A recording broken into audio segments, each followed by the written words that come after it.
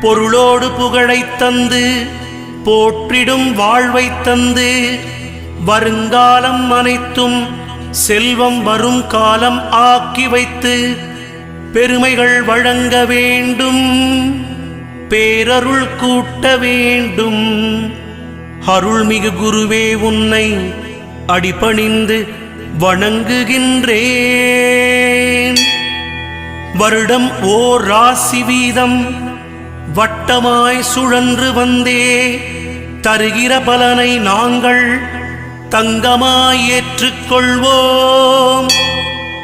வருகிற நாட்களெல்லாம் வசந்தமாய் மாறுதற்கே அருள் தரும் உனது பார்வை அனுதினம் எமக்கு வேண்டும்.